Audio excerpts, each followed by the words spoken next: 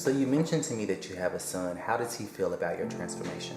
I can't even tell you how many times he's told me he's proud of me. And now that I've done this, he's come and started to come into camp with me and is, watching what he's eating and really getting it together and started weightlifting. And he tells me all the time how much different I seem now, how happier I am. And,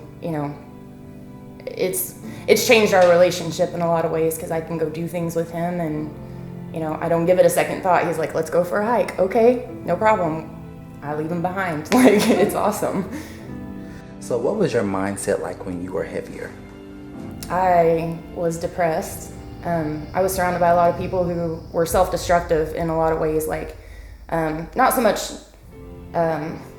like drugs. That was never an issue with the group that I was around, but alcohol for sure, food. And I mean, that's pretty much what our getting together was always about. So it, revolved around food, it revolved around drinking, copious amounts of drinking. And I was just in a really dark place. And actually had gotten to the point where I realized I could not peel myself off the couch to do anything and except to go to work. So, my life was suffering. My son was suffering because of it. He was still little at that time. And it was just, I couldn't sit there and be okay with that. And so I went to the doctor and I just told him, I literally can't get myself out of bed to do anything. I sleep all the time, and when I'm not with my son, I'm drinking when I'm awake and not at work. So what do I do? And he told me, you need to start moving. He's like, I'll put you on this antidepressant, but you have got to start doing something. Just get out, go for a walk, just find the thing that makes you happy. And what he said to me at that time was, think back to when we were a kid, think of what made you happy when you were a kid. What'd you like to do outside? I was like, we roamed the woods, we went fishing, we rode bikes, and he was like, start with that.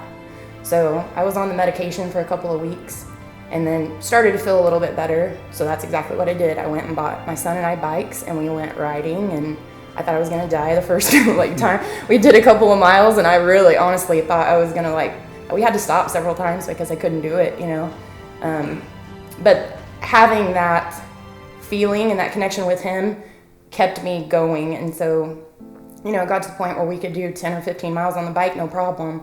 And it just sort of evolved from there.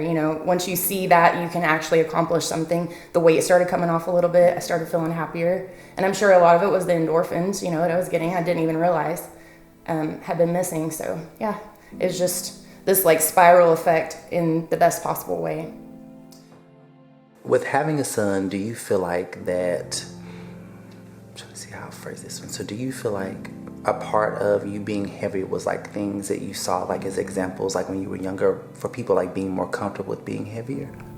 Yeah, my family's all overweight. They all have diabetes and heart disease and all of that stuff. And actually part of it too, what really got me going with the camp is my brother, who's younger than me, was diagnosed with type 2 diabetes. And it was honestly just a matter of time before it was my turn. I mean, my dad, my mom, my grandparents, my brother, everyone around me was just being seized with this. And I didn't want to be that. My son was getting older. I'm coming up on 40 at that point, and it's like, it's time to get it together. You can't live like that forever. So, that really got it going for me. Yeah. So what was your relationship like with food during that time? When I was heavy? Yes. It was awful. That was what I used for comfort. It masked a lot of feelings. And really, during that first challenge that I did, the 6-week challenge, it stripped everything away. It took away alcohol. It took away food. I quit smoking during that time. I was raw, that I didn't have the things that I normally relied on to comfort me. And so week 4, I literally spent that entire week just bawling my face off because I didn't know how to deal with the emotions that I was feeling. And I didn't realize until that point that I had used, food and alcohol and cigarettes and all the bad things to cover those feelings. So it broke me, but in the best possible way, because I came out so much stronger on the other side of it and became a person I didn't even know I was.